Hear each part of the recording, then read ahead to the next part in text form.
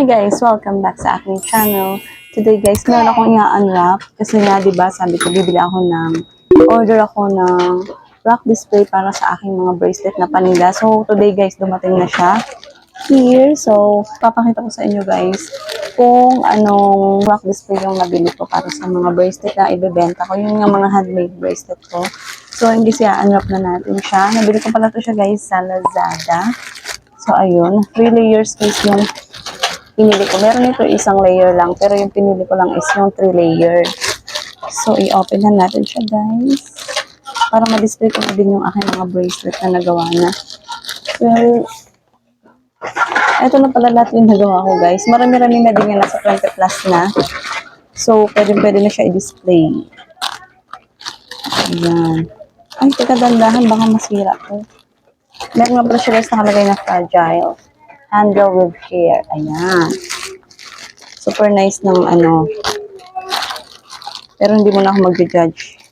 Hindi mo na ako magbibigay agad-agad ng positive kasi hindi ko pa nakita yung loob. I just want to make sure muna kung in good condition yung kanilang pinadala sa akin. So, let's see. Oops.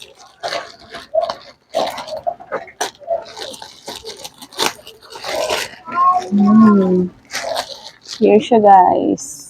Napili kong color, guys, is gray. Meron pa siya ibang kulay. Meron pa siya iba-ibang kulay, guys. So, ito lang yung pinili ko.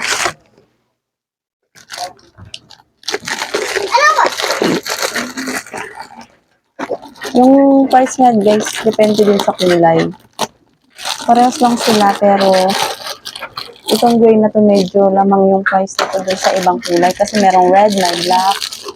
So, ewan ko bakit mas medyo low yung price ng the rest kaysa compare dito. Ay, dandan, baka masugatan ko. Kasi siya. Oh my gosh, it's so pretty. Sana kasi yung mga bracelet na ginawa ko.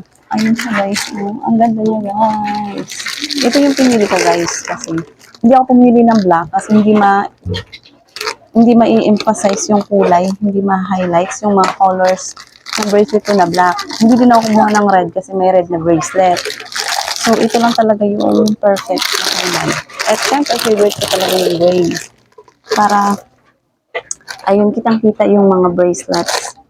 Kahit white, okay lang. Kasi ito may kulay siya kahit paano. So, kahit white, ilagay ko dito. Kita pa din siya.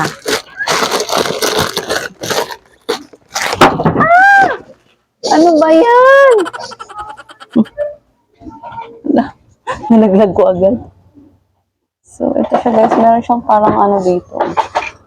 Ito ang circle. Ganun guys. Siya? Velvet. Velvet ang tawag nito. Yung parang siyang carpet. Ayan guys. Oh.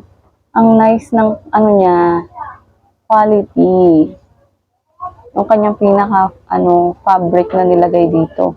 Fabric ba yung tawag? Yung material na ginamit dito. Ayan. Meron pa silang, to? Baka masira.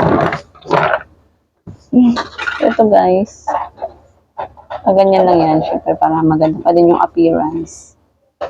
So here. Hindi ko na masyadong aayusin yan kasi hindi naman makikita yung front naman ang importante. Madumihan. Dito muna natin sa gilid. Set up ko muna to siya guys bago ko mapakita sa inyo ng buo. So ito pa yung iba.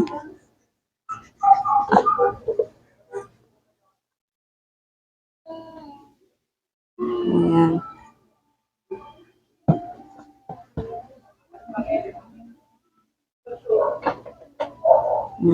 Ayan. Tapos yung isa. Ayun, okay na yung isa. Ay! Wait lang. Ayusin natin siya. Okay. Ayan siya, guys. So, meron siyang 3 layers. Ayan. Tama, siya. Nagano kasi baka mamaya masikip yung bracelet. Para dito. So, ito guys, ang kanyang iba pang parts. So, ayan.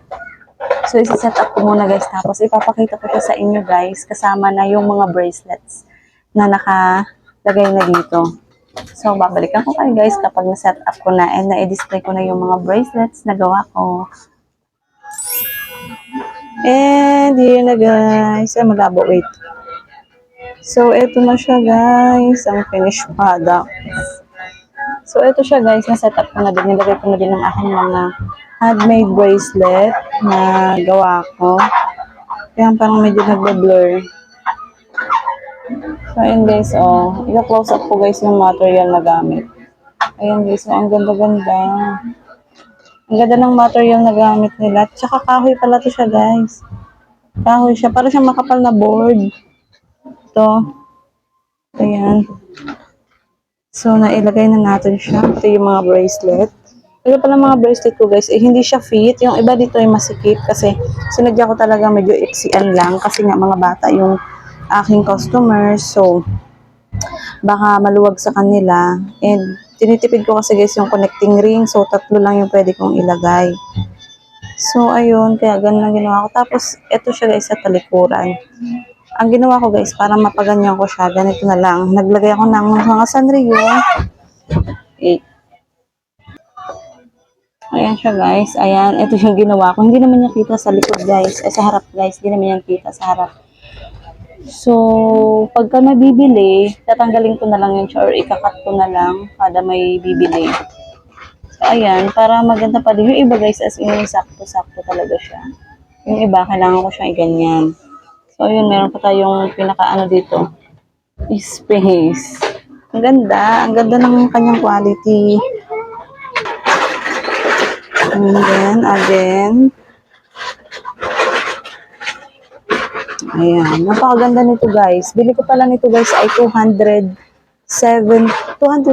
guys. Pero yung binayaran ko, guys, nito is yung mga pagkapagkain pa sa likod. Since na wala akong space. Nandito ako sa table ng kainan namin. Bili ko nito ay ang price nito guys ay 270 sa shop na pinagbilhan ko. Pero, binayaran ko lang is 200 kasi meron akong coins. Marami akong coins guys. Tapos, free shipping ko na siya nakuha. So, ayan. Super, super beautiful. Super pretty. Ang pretty niya. Tsaka natatanggal yan guys. No? Ayan, kapag may bibili. Ganyan-ganyan lang siya. Tapos, ibabalik mo lang siya ganun. So, ngayon guys, i-display ko na siya doon sa aking little store. At yun lang guys, na i-display ko na siya. Dito ko na siya guys pinwesto. And yung nakalagay dito, binaba ko na lang dito. Naku, nakahalo nga lang dito sa pagkain yung sabon. Pero pag-iisipan ko pa yan. Sadyang ko siya nalagay kasi sa taas wala na siyang pwesto. Kasi hindi ko to pwedeng alisin. Tapos ito. So, dito na lang siya, guys. At maganda pa din naman siya. Tingnan kitang-kita siya. So, ayun saan patukin ng mga bata. Ayan. Super cutie. Nga pala, guys, titinda ko siya ng 18 pesos isa.